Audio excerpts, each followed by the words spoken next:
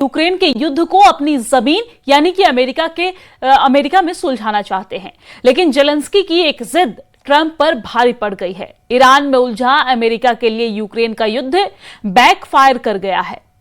Putin के 500 drone Ukraine पर ऐसे फटे हैं जिसके बाद जेलेंस्की अब ट्रंप के आगे गिड़गिड़ाने वाली हालत में पहुंच गए हैं। रिपोर्ट देखिए।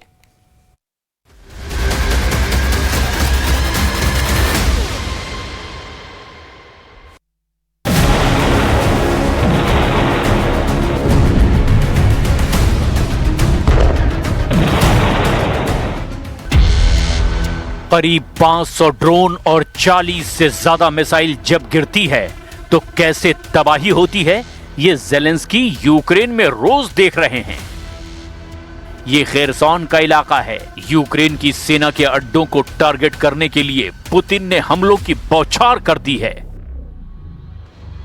500 ड्रोन, 40 से ज्यादा मिसाइल, ऐसे हमलों ने यूक्रेन में ब्लैकआउट बम फोड़ने जैसा हाल किया है। जेलेंस्की क्या करें, किसे बचाएं, किसे कुर्बान होने दें, क्योंकि 500 ड्रोन और 40 से ज्यादा मिसाइल यूक्रेन पर ताबड़तोड़ हमले करके पुतिन ने साफ कर दिया है कि जेलेंस्की को ऐसे हमलों के लिए अब आदी होना पड़ेगा।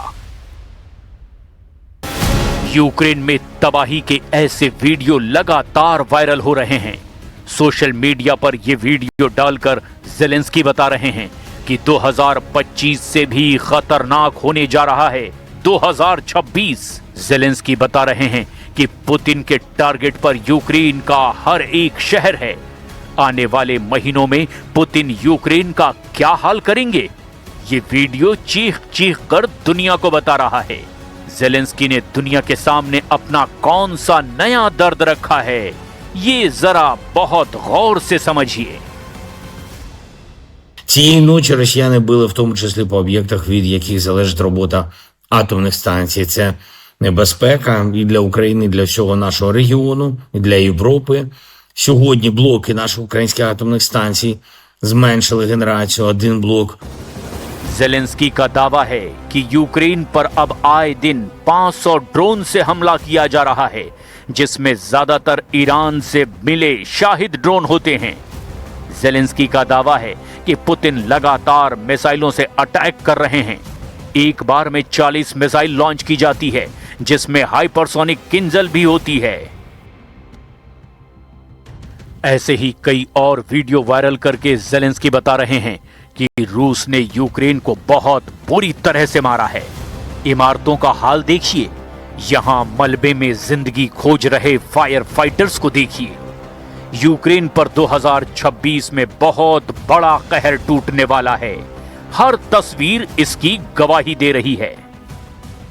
Ударів, який жоден терорист в світі собі не дозволяв. Черговий російський масований удар у їхньому типовому стилі, фактично всупереч дипломатичній роботі, яка триває на різних рівнях. Було більше ніж 400.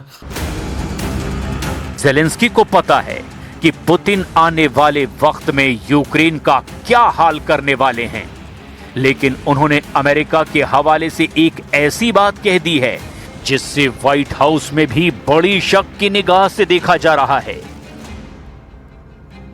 जेलेंस्की का दावा है कि डोनाल्ड ट्रंप किसी भी कीमत पर युद्ध को गर्मियों तक रोक देना चाहते हैं। जेलेंस्की का दावा है कि ट्रंप जून 2026 में युद्ध को खत्म करने के लिए समझौता करना चाहते हैं और इसके लिए अमेरिका चाहता है कि बातचीत की समय सीमा रखी जाए।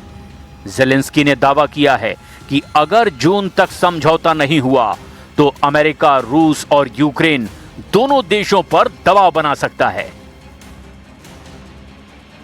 हाल ही में अमेरिका की मध्यस्थता में अबू धाबी में यूक्रेन, रूस और अमेरिका के बीच बातचीत हुई थी, लेकिन इसमें किसी बड़े मुद्दे पर आम राय नहीं बन पाई। यहां की जमीन किसके पास रहेगी, यानी जमीन का बंटवारा और यूक्रेन की सुरक्षा की गारंटी, ये ऐसे मुद्दे हैं जो उलझे हुए हैं और इस दौरान पुतिन अपने यूक्रेन बंटवारे वाले मिशन पर तेजी से आगे बढ़ते जा रहे हैं। शाहिद ड्रोन का अटैक नंबर 1। शाहिद ड्रोन का अटैक नंबर 2।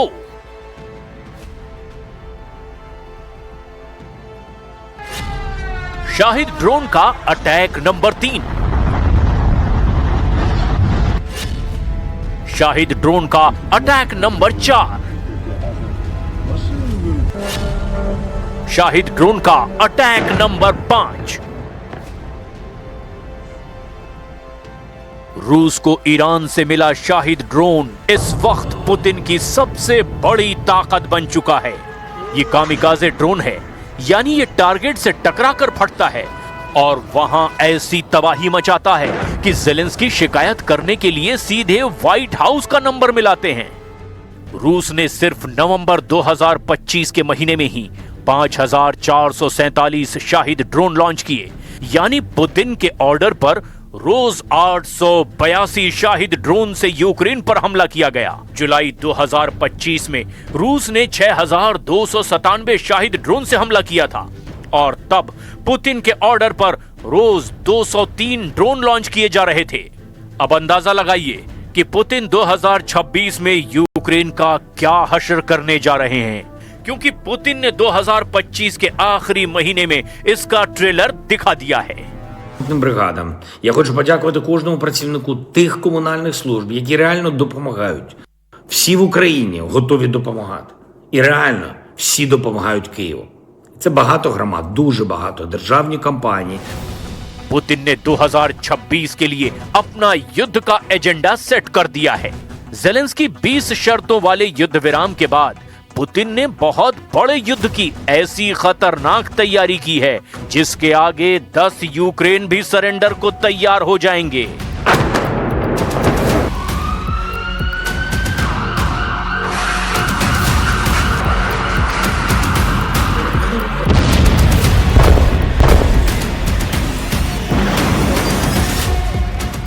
पुतिन ने कहा कि रूस ने अपने हथियारों के उत्पादन में 22 गुना तक इजाफा किया है। टैंकों का उत्पादन 2.2 गुना बढ़ा दिया गया है। लड़ाकू विमानों और हेलीकॉप्टर के प्रोडक्शन में भी 4.6 गुना इजाफा किया गया है और गोला बारूद यानी बम, मिसाइलों और ड्रोन का उत्पादन 22 गुना बढ़ा दिया गया है। पुतिन की हथियार फैक्ट्री हफ्तों के 7 दिन 24 घंटे चालू है। रूस अब पूर्वी डॉनबास पर पूरी तरह से कंट्रोल चाहता है। पुतिन बार बार बता रहे हैं कि डॉनबास से कम पर कुछ भी उन्हें मंजूर नहीं होगा, लेकिन ज़ेलेंस्की इस पर राजी नहीं है। वहीं ज़ापोरिज़िया न्यूक्लियर प्लांट पर कंट्रोल को लेकर के भी डील नहीं हो पाई। यूरोप का ये सबसे बड़ा परमाणु प्लांट अभी भी रूस के कब्जे में है और वो इस पर कब्जा बरकरार रखना चाहता है, लेकिन ज़ेलेंस्की युद्ध शांत करने की बजाय युद्ध भड़काने वाला काम कर रहे हैं। रूस को शक है कि ज़ेलेंस्की के ही इशारे पर उनकी खुफिया एजेंसी GRU के deputy commander lieutenant general Vladimir Alekseyev की हत्या की गई है। जनरल एलेक्सेव के कातिल को दुबई में गिरफ्तार किया गया है और अब रूस में उसके जरिए कमांडर के कत्ल के मास्टरमाइंड तक पहुंचने की कोशिश होगी।